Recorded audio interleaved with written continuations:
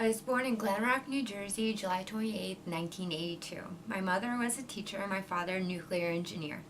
I have an older brother who, despite his towering height over me, he's 6'5", always has my back. When I was about 2 years old, we moved to Mahomet, Illinois for a hot minute because my father had to go on site to work on a power plant. By the time I was 4 years old, we moved to Portland, Ohio, known for its tourist industry, for being the walleye capital of the world, as well as being close to a popular amusement park called Cedar Point. But my father had to go work on another power plant. Unfortunately, when I was 6 years old, my mother divorced my father and we settled in Brooklyn. She worked substitute teaching and eventually landed a job at our local junior high.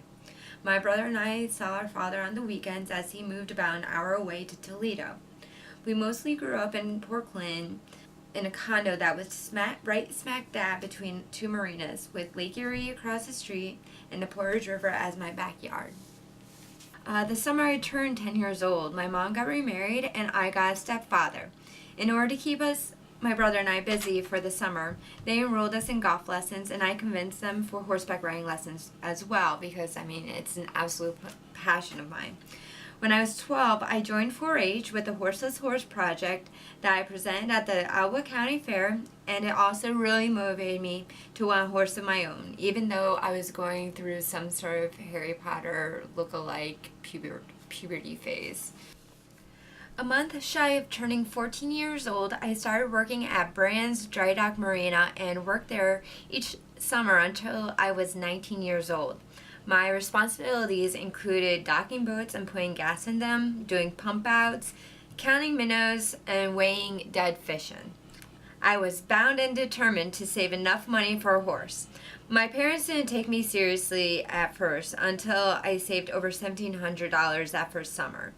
Then they supported my dream by allowing me to buy my own horse for $1,400. I named him Snickers. In high school, I was a member of orchestra, a diver on the swim team, and I was in 4-H, and I would compete in local horse shows with Snickers that eventually prepared me to compete at the Ohio State Fair twice, the second time placing 10th in English equitation when I was 18 years old. For fun, my friends and I would go to concerts or drive up and down the same strip in town or visit other friends while they were at work.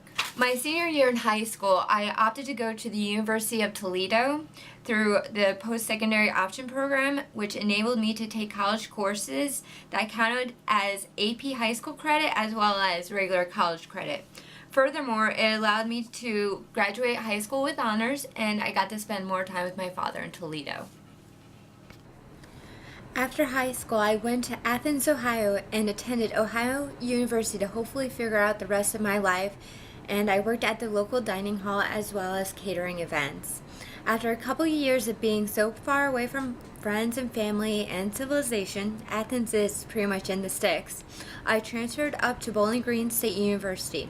While attending BGSU, I also worked at Movie Gallery and at the local PBS station, doing an array of production duties between studio camera and master control that even included a cameo in a catch-up documentary that earned an Emmy for PBS.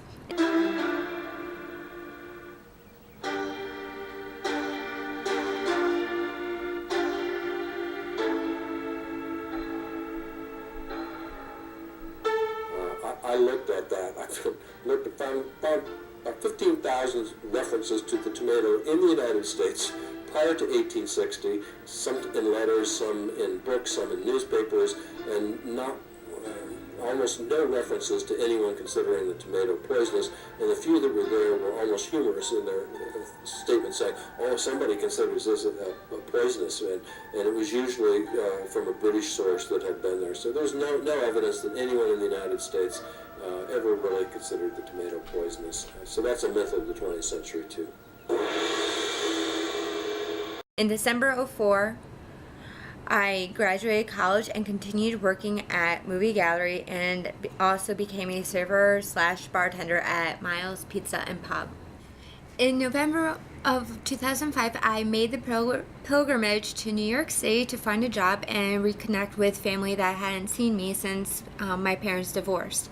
I started working at Eagle TV Sales, which is owned by Clear Channel in Midtown Manhattan, in January of 2006, analyzing TV ratings for national commercial spot sales, and have been there since to present day. To maintain a philanthropic equilibrium, I started working at the Humane Society in September of 2008 and have been there since as well. To this day, I still love animals.